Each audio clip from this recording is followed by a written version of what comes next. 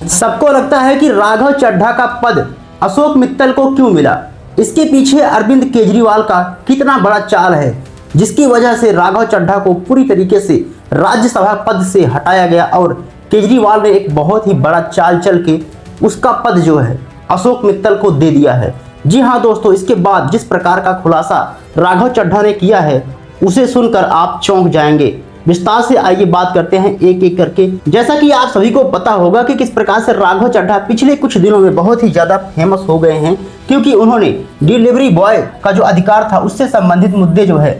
Parliament में उठाया था। इसके अलावा मिडिल क्लास के जो टैक्स से संबंधित मुद्दे थे उनको भी पार्लियामेंट में राघव चड्ढा ने उठाया था। इसके अलावा चाहे वह मोबाइल डेटा से संबंधित मुद्दे रहा हो, इन सभी मुद्दों को राघव चड्ढा ने पार्लियामेंट में उठाया था और सरकार से इस पर नियम बनाने की मांग की थी। लेकिन पिछले कुछ दिनों से राघव चड्ढा और आम आदमी पार्टी में बहुत ही बड़ा विवाद देखने को मिल रहा है, जिसकी वजह से राघव चड्ढा एक वीडियो के माध्यम से एक वीडियो जारी करते हैं और उसमें कहते हैं कि मैं वो दरिया हूं जो सैलाब बन सकता हूं। दोस्तों, इसलिए इनको यह कहना पड़ा क्योंकि राघव चड्ढा को जो डिप्टी पद का, जो राज्यसभा का डिप्टी पद था, उससे जो है आम आदमी पार्टी ने इनको हटा दिया है और इसकी जगह पर अशोक मित्तल को रखा गया है। लेकिन सबसे बड़ा सवाल है कि आखिर अशोक मित्तल को ही क्यों चुना गया राज्यसभा पद के लिए, डिप्टी पद के लिए क्यों चुना गया है? अरविंद केजरीवाल ने उनको इस पद के लिए क्यों अच्छा समझा? आखिर वह कौन सी कमी जो है राघव चड्ढा में उन्होंने पाया था जिसकी वजह से उनको जो है पद से हटाया गया? दोस्तों, जैसा कि आपको शायद पता होगा कि यह जो है अशोक मित्तल है और यह राघव चड्ढा है और इनकी जगह पर जो है अशोक मित्तल को रख दिया गया है राज्यसभा डिप्टी पद के लिए और इनको जो है पूरी तरीके से हटा दिया गया है। लेकिन दोस्तों, आइए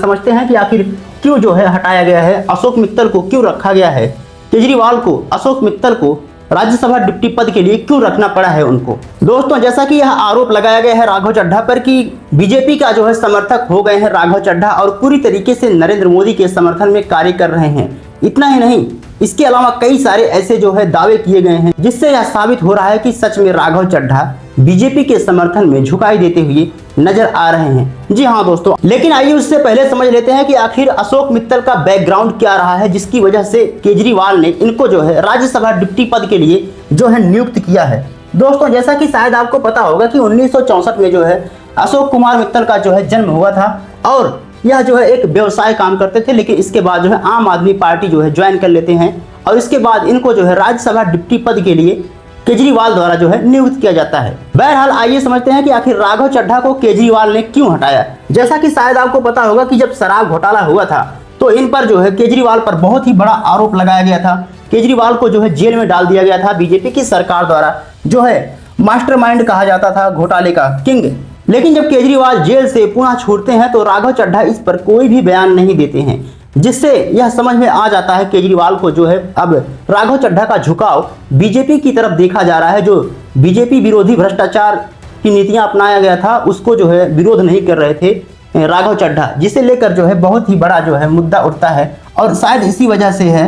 केजरीवाल ने राघव चड्ढा को डिप्टी पद से हटा दिया था। कहने का मतलब यह है कि जब केजरीवाल जेल से छूटे थे तो राघव चड्ढा को उनके समर्थन में बोलना चाहिए था कि जो केजरीवाल हैं वह जो है पूरी तरीके से निर्दोष हैं, उन पर जितने भी आरोप लगाए गए थे वह जो है झूठे हैं। ऐसा जो है इनकी सोच थी कि ऐसा कुछ बयान राघव चड्ढा मेरे समर्थन में देंगे, लेकिन ऐसा कुछ नहीं हुआ था, जिसकी वजह से इनको जो है बहुत बड़ा चटकना लगा था, मतलब बहुत ही बेइज्जती महसूस किया था इन्होंने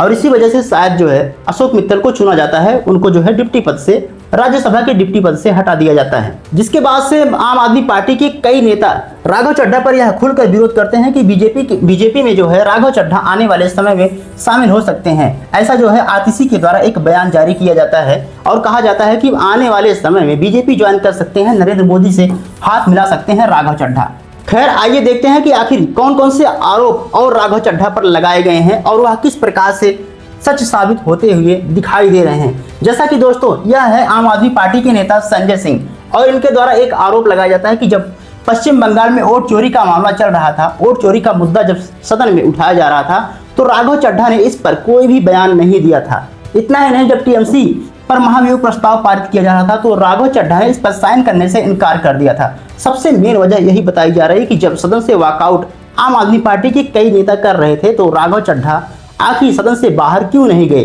क्योंकि उनको पार्टी के समर्थन में कार्य करना चाहिए था। हालांकि राघव चड्ढा ने इन सभी आरोपों को पूरी तरीके से खारिज कर दिया है कि यह आम आदमी पार्टी का एक प्रोपेगेंडा है और मुझे फंसाया जा रहा है और मेरी आवाज को दबाया जा रहा है। ऐसा जो है राघव चड्ढा खुलकर विरोध करते हैं ऐसी बातों का। बाकी आपको क्या लगता है कि जिस प्रकार से राघव चड्ढा को उनके डिप्टी पद से हटाया गया है और अशोक मित्तल उनकी जगह ले लिए हैं, ऐसे में क्या आने वाले समय में राघव चड्ढा किसी अन्य पार्टी बना सकते हैं या फिर बीजेपी में शामिल हो सकते हैं जैसा कि दावा किया जा रहा है? दोस्तों, इसके बारे में आपकी क्या राय है कमेंट बॉक्स में जरूर बताइएगा। मिलते हैं अगली वीडियो में, तब तक के लिए जय हिंद, जय भारत।